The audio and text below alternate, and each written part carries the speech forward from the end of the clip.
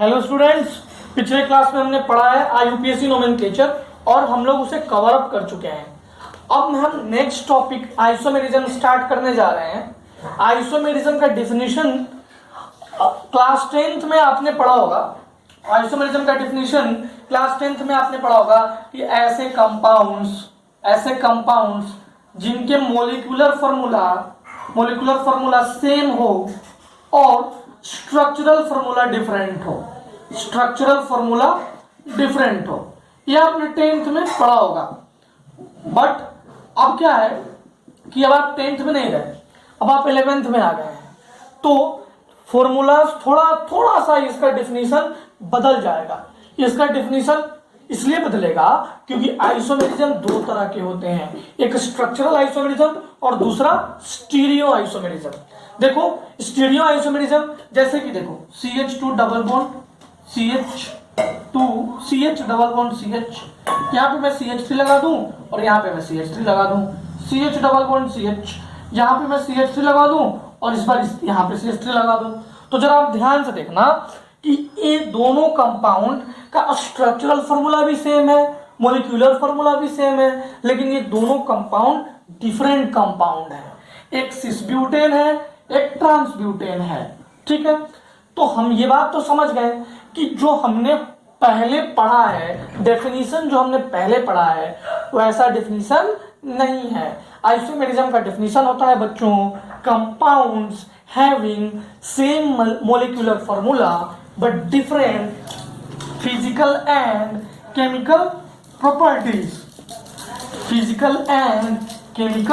Properties. तो isomerism को कैसे डिफाइन करेंगे प्यारे बच्चों, कैसे डिफाइन करेंगे? Compounds having same molecular formula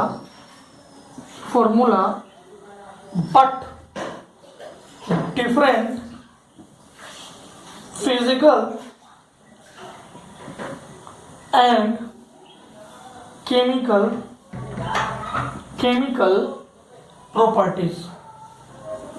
properties but different physical and chemical properties. अब प्यारे बच्चों आइसोमेरिज्म दो तरह का होता है। कितने तरह का होता है बच्चों? दो तरह का होता है। कि देखो दो ब्रॉड कैटेगरीज में हम आइसोमेरिज्म को डिवाइड करते हैं।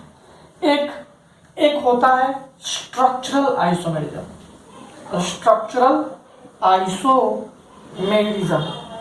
और दूसरा होता है स्टीरियो आइसोमेरिज्म।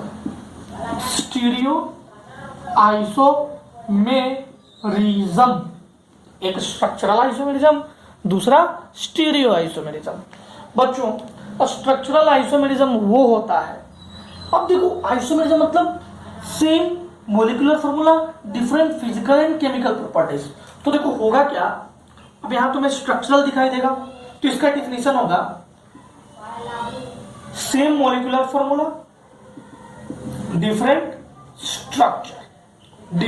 इन स्ट्रक्चर। अब देखो स्टीरियो आइसोमेरिज्म क्या होता है ये मैं बाद में डिफाइन करूंगा जब स्टीरियो आइसोमेरिज्म आएगा। तो अब हम सिर्फ स्ट्रक्चरल आइसोमेरिज्म पढ़ेंगे, इसके बाद स्टीरियो आइसोमेरिज्म जब पढ़ेंगे तो मैं आपको स्टीरियो आइसोमेरिज्म अच्छे से समझाऊंगा। अब देखते हैं structural isomerism, same molecular formula different in structure. ऐसा कैसे हो सकता है प्यारे बच्चों?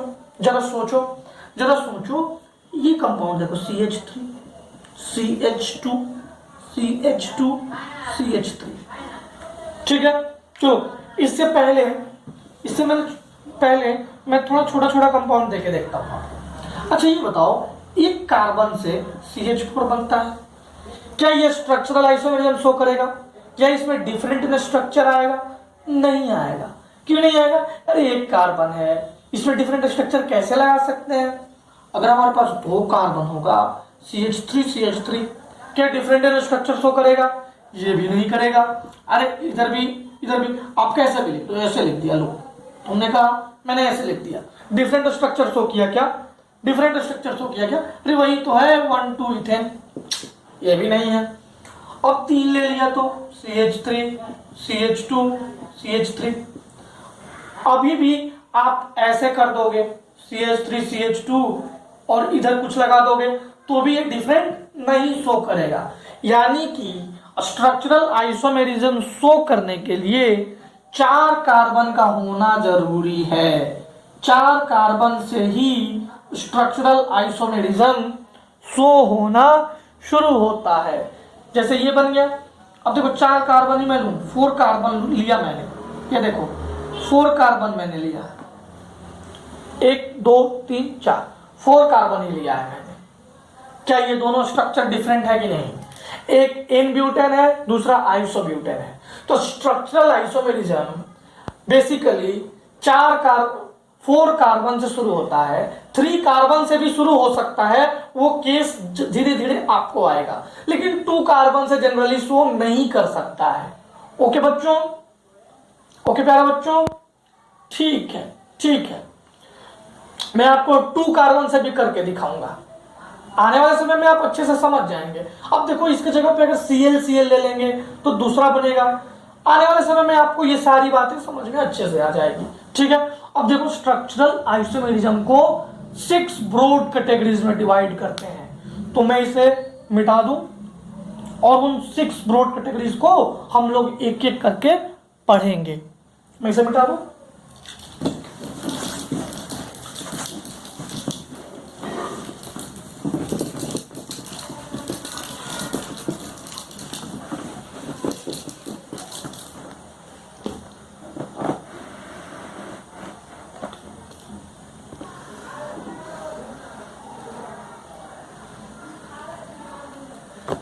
ठीक है बच्चों। मैं थोड़ा एडजस्ट कर रहा था। अब देखो मैं आपको बता रहा हूं स्ट्रक्चरल आइसोमेरिज्म। स्ट्रक्चरल आइसोमेरिज्म, मैंने आपको बताया कि ये CH3 है, ये CH2 है, ये CH2 है, ये CH3 है, ये CH3 है, ये CH है, ये CH3 है, ये CH3 है। अच्छा ये बताओ इसमें इसका मोलिकुलर फॉर्मूला बताओ जरा, मुझे कोई मोलिकुलर फॉर्मूला बताओ। 1 2 3 4, 4 कार्बन, हाइड्रोजन 10, देखो ब्यूटेन है ये। इसमें देखना जरा 1 2 3 4, कार्बन 4, हाइड्रोजन 3 3 6 3 9 1 10, हाइड्रोजन 10। देखो same molecular formula, same molecular formula. क्या स्ट्रक्चर सेम है बच्चों? देखो क्या स्ट्रक्चर सेम है? बिल्कुल नहीं, स्ट्रक्चर सेम नहीं है, नॉट सेम स्ट्रक्चर। तो ये क्या बन गया बच्चों? ये बन गया स्ट्रक्चरल आइसोमेरिज्म। Structural isomerism. जहां तक कोई दिक्कत हो तो बताओ, ऐसा बहुत सारा एग्जांपल आएगा। अभी बस मैं आपको एग्जांपल से समझाने की कोशिश करता हूं कि मोलिकुलर फॉर्मूला कैसे आप काउंट करोगे। जितना कार्बन है, जितना हाइड्रोजन है, मान लो जितना क्लोरीन आएगा वो, मान लो जितना ऑक्सीजन आएगा वो, दोनों का वो काउंट करके देखोगे। अच्छा ये स्टार्टिंग में मोलिकुलर फॉर्मूला ही डिफरेंट हो जाएगा तो आइसोमेरिज्म नहीं होगा, मोलिकुलर फॉर्मूला सेम होना जरूरी है, ठीक है। अब मैं आपको टाइप्स ऑफ स्ट्रक्चरल आइसोमेरिज्म बताता हूं, आप इसे नोट डाउन कर लो। एग्जाम्पल में जो नीचे लिखा था वो छोटा सा में था, अच्छे से समझ में नहीं आ रहा था, अब ये नोट डाउन कर लो, ठीक है। अब मैं मिटाता हूं।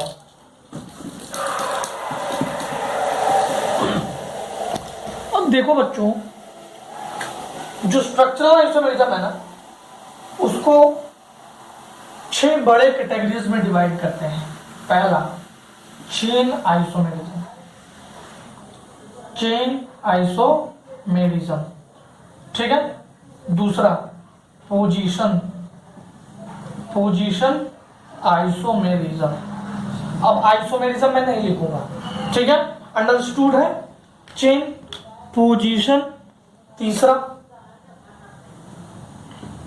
थोड़ा नीचे कर दूं, तीसरा है chain position ring chain, ring chain isomerism, isomerism. इसके बाद है बच्चों फंक्शनल आइसोमेरिज्म, फंक्शनल आइसोमेरिज्म। इसके बाद में है बच्चों मेटामेरिज्म, मेटामेरिज्म। ठीक है बच्चों, और लास्ट में आता है हमारा टॉटोमेरिज्म। टॉटोमेरिज्म ये छह तरह का स्ट्रक्चरल आइसोमेरिज्म हमारे सिलेबस में हमें पढ़ना है। ये छह तरह का स्ट्रक्चरल आइसोमेरिज्म हमें हमारे सिलेबस में पढ़ना है। तो हम एक एक करके पढ़ेंगे, लेकिन आपको डेफिनेशन कैसे लिखना है उसका तरीका मैं आपको बताता हूँ। जैसे मैंने आपको स्ट्रक्चरल आइसोमेरिज्म का तरीका क्या बताया था कि आइसोमेरिज्म मतलब same molecular formula different physical and chemical property. तो स्ट्रक्चरल आइसोमेरिज्म का मतलब क्या? Same molecular formula different in structure. Chain isomerism का मतलब क्या? Same molecular formula different in chain. Position isomers का मतलब क्या? Same molecular formula different in position of functional group और position of substituent.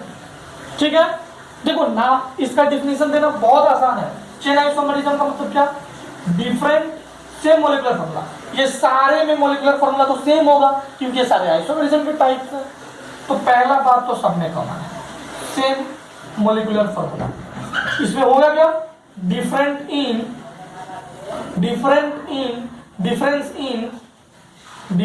In chain. अब जो पुराना एग्जांपल मैंने तुम्हें बताया था ये फिर से मैं बताऊंगा, आप टेंशन बिल्कुल मत लो। चेन आइसोमेरिज्म में टॉपिक लगा के और फिर से पढ़ाऊंगा। बस आपको थोड़ा सा यहाँ पे समझाने की कोशिश कर रहा हूँ। डिफरेंस इन चेन मतलब देखो बच्चों, जो मैं अभी एग्जांपल दिया था CH3 CH2 CH2 CH3, इसमें और ये देखो CH3 CH3 CH3। देखो यहां पे मेन चेन में कितने कार्बन है? मेन चेन में कितने कार्बन है? 4 कार्बन। यहां पे मेन चेन में कितने कार्बन है बच्चों? ध्यान से देखो 3 कार्बन। नाम भी अलग हो गया, इसका नाम है 2-मिथाइल प्रोपेन, इसका नाम है ब्यूटेन। क्या ये दोनों का मॉलिक्यूलर फॉर्मूला सेम है? बिल्कुल सेम है, C4H10। क्या ये दोनों मॉलिक्यूल सेम है? बिल्कुल नहीं, एक तो प्रोपेन है और दूसरा ब्यूटेन है। तो same molecular formula difference in chain. क्या ये दोनों, ये मान लो A है, ये मान लो B है, क्या A and B are chain isomers? बच्चों बताओ, क्या ये चेन आइसोमर्स है कि नहीं है? क्या A और B चेन आइसोमर्स है कि नहीं है? क्या मेरी बात सबको समझ में आ गई? अब हम पोजीशन आइसोमेरिज्म पे आते हैं। ये बात सबको समझ में आ गया? कोई दिक्कत? अब मैं इन सब का अभी आपको डिफिनीशन बता देता हूं। एक एक करके जब हम पढ़ाई करना शुरू करेंगे तो वहां पे एग्जाम्पल के साथ आपको अच्छे से समझाऊंगा। अभी सिर्फ डिफिनीशन, जैसे इसका डिफिनीशन क्या बताया? सब में एक चीज कॉमन आएगा। क्या कॉमन आएगा? Same molecular formula. अरे मॉलिक्यूलर फार्मूला तो सब में सेम होगा। बोलो क्यों होगा?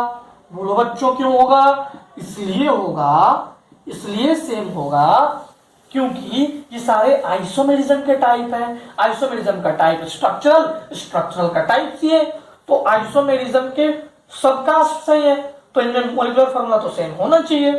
ये भी है सेम मॉलिक्यूलर फार्मूला, ये भी है सेम मॉलिक्यूलर फार्मूला। ठीक है, अब देखो सेम मॉलिक्यूलर फार्मूला कहने से तो बात नहीं बनेगी। क्या बच्चों, तुम्हें क्या लगता है बात बन जाएगी? बिल्कुल नहीं बनेगी। अब सेम मॉलिक्यूलर फार्मूला पोजीशन में क्या होगा? यहीं से शुरू होगा। पोजीशन मतलब डिफरेंट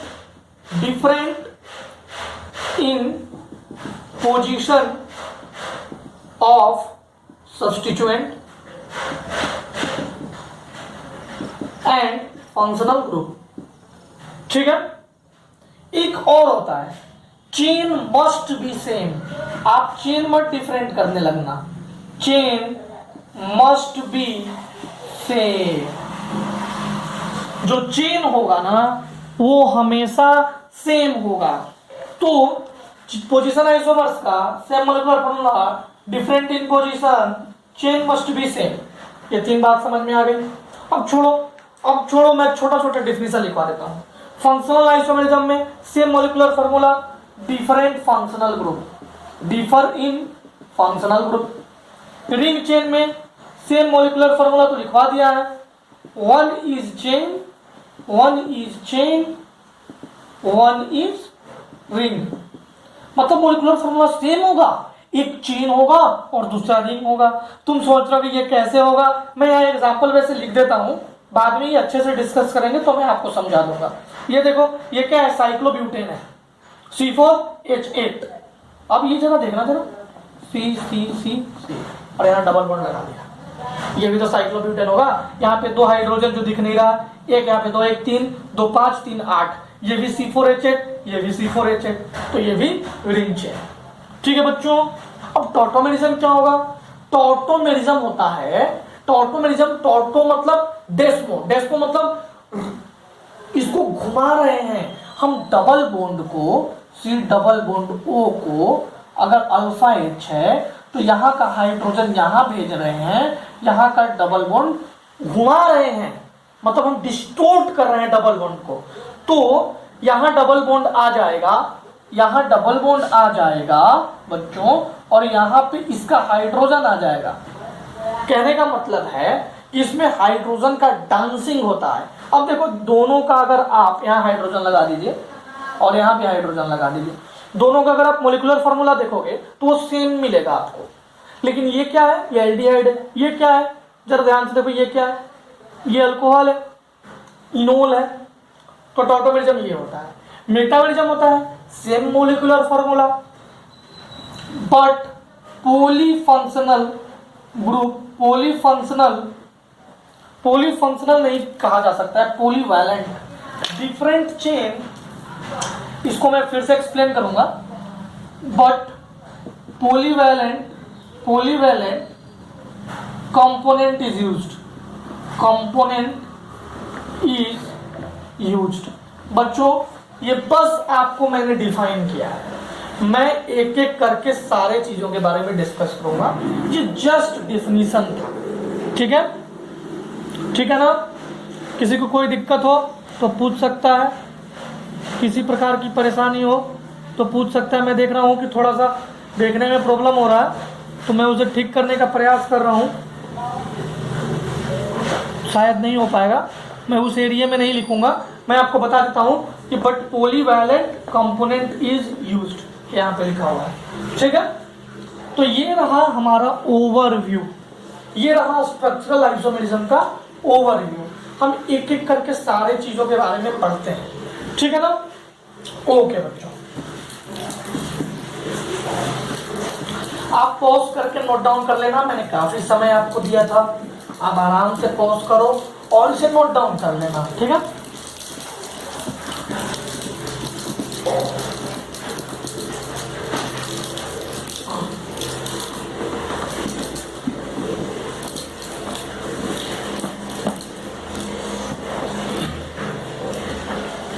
अब हमारा टॉपिक है चेन आइसोमेरिज्म।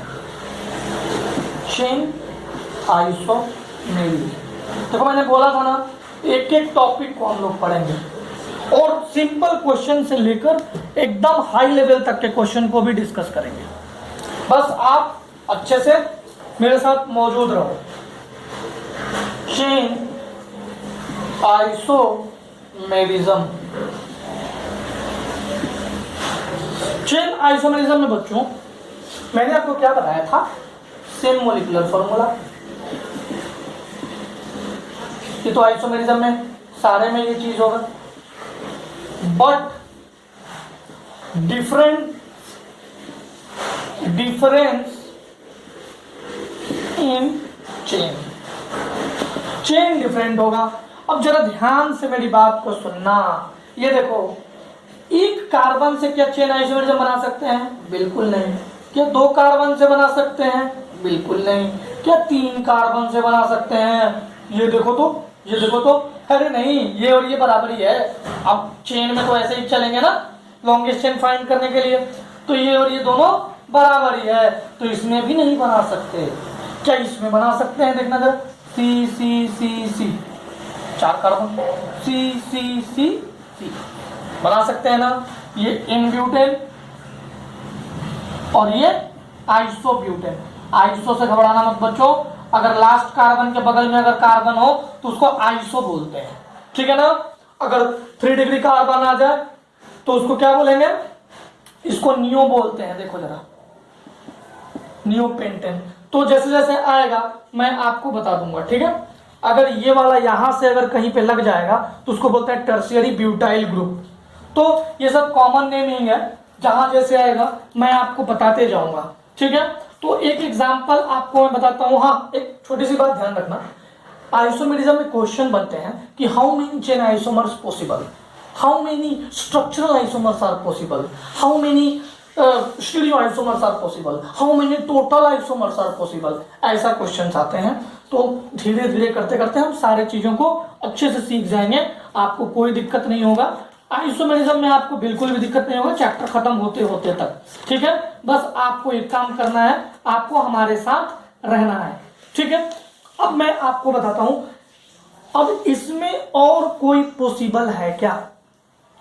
ब्यूटेन में क्या और कोई स्ट्रक्चर आइसोमर्स पॉसिबल है क्या? बताओ जरा, ए बी।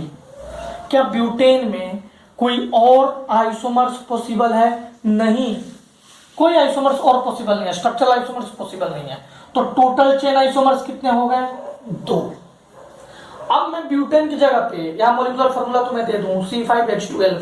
ये क्या है बच्चों? ये पेंटेन है।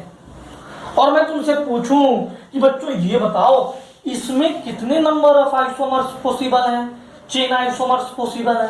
कितने number of chain isomers possible है? देखो इसमें कोई ज्यादा चेंजिंग नहीं किया है, तो आइसोमर बोलो या चेन बोलो या स्ट्रक्चरल बोलो, दोनों सारी बातें बराबर होगी, क्योंकि इसमें और कुछ भी नहीं आ रहा है।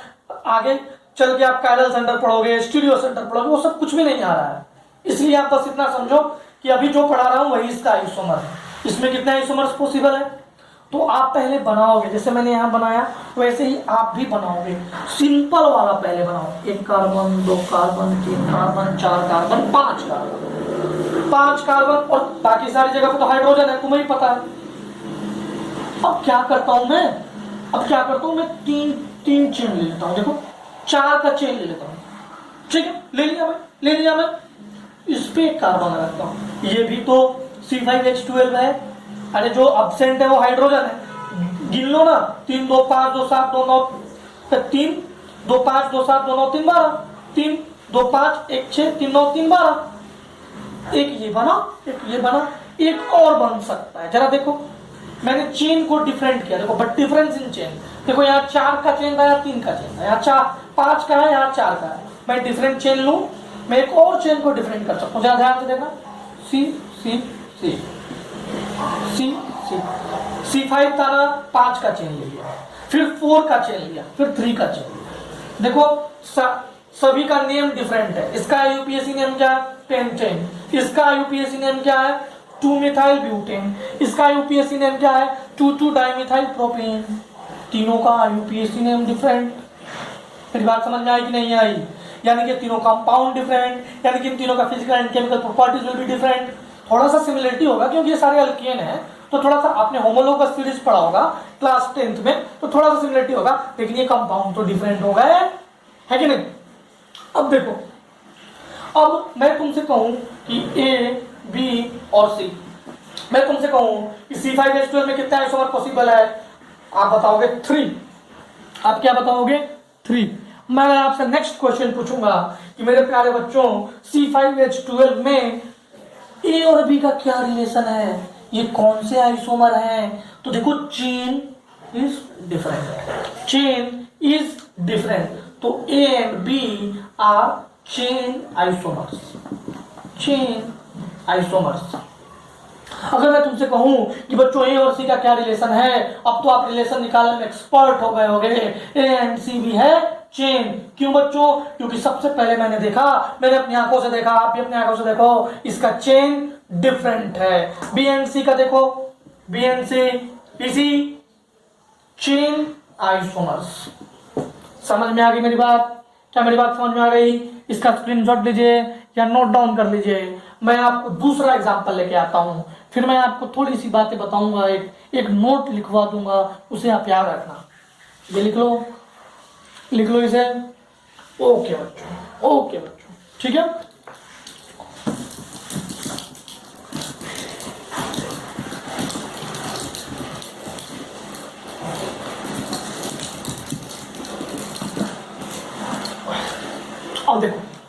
अब देखो C6H14, C6H14 number of isomers बताओ जरा, नंबर ऑफ आइसोमर्स बताइए, पाउज करके बनाइए।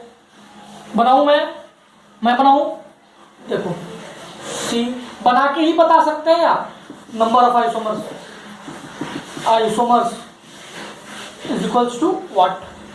सी 1 2 3 4 5 6 हेक्सेन हो गया। अच्छा मैं आइसो ये 5 6 का था, अच्छा मैं 5 का ले सकता हूँ कि नहीं? 5 चेन ले लिया देखो और यहाँ पे लगा दिया, मैं ले सकता हूँ, मैंने ले लिया। अब मैं एक और काम कर सकता हूँ, अब मैं 4 का लेता हूँ। लो देखो 4 का C 4 का, जहाँ पे एक C लगा दूँ यहाँ पे एक C लगा दूँ, ये भी तो स्ट्रक्चर बनेगा। मैं तो आपके सामने बना रहा हूँ स्ट्रक्चर, मुझे भी नहीं पता कितना इसमें नंबर ऑफ आइसोमर्स है, मैं तो आपके सामने स्ट्रक्चर बना के देख रहा हूँ। चलो इसको थोड़ा पास पास लिखते हैं कि सारा एक फ्रेम में आ जाए। सी सी सी सी सी सी देखो 1 2 3 4 एक सेकंड 1 2 3 4 5 6 देखो सारे का C6H14 आएगा। 3 2 5 6 6, कोई दिक्कत? एक और बनेगा, एक और बनेगा कि 2 और बनेगा? एक या 2 और बनेगा, आपको बना के बताना है। अच्छा जरा ध्यान देना, सी सी सी सी सी सी, ये भी तो बन सकता है। अरे ये भी तो बन सकता है कि नहीं बन सकता है? बोलो। एक और में छूट रहा है, एक और छूट रहा है। देखो देखो देखो, ये 1 बना, ये 2 बना, ये 4 बना, ये 5 बना, एक यहीं पे 3 छूट रहा है, वो तुम्हें बताना है। देखो बच्चों, जब मैं 5 चेन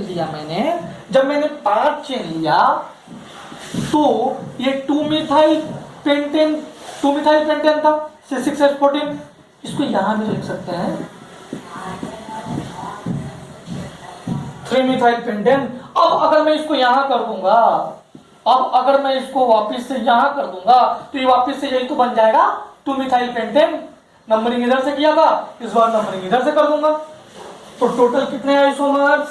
5 आइसोमर्स। टोटल कितने आइसोमर्स? 5 आइसोमर्स, ठीक है।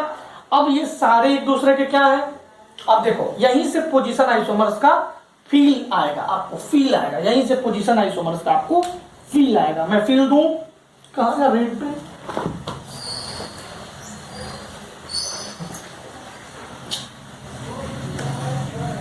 ए बी सी, चलो 1 2 3 मैंने तो पहले ही मार्क कर रखा है।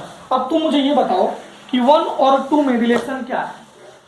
1 और 2 का आपसी रिलेशन क्या है?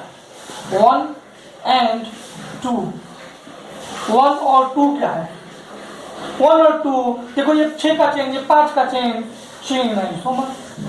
2 और 3 छोड़ देता हूं अभी मैं। 1 और 3, ये 6 का, ये 5 का, 1 एंड 3 ये भी चेन।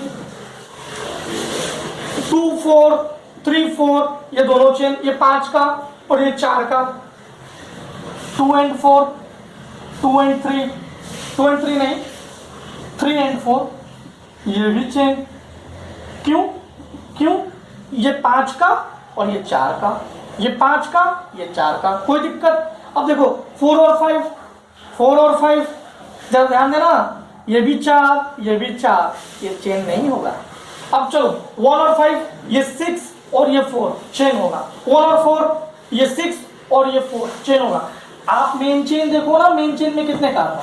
चेन डिफरेंट हो, इसका चेन 4 का, इसका चेन 6 का है, चेन आइसोमर। अब मैंने देखा कि 4 और 5 का चेन सेम है, 2 और 3 का चेन सेम है, लेकिन इस पे जो सब्स्टिट्यूएंट लगा है उसका पोजीशन डिफरेंट है।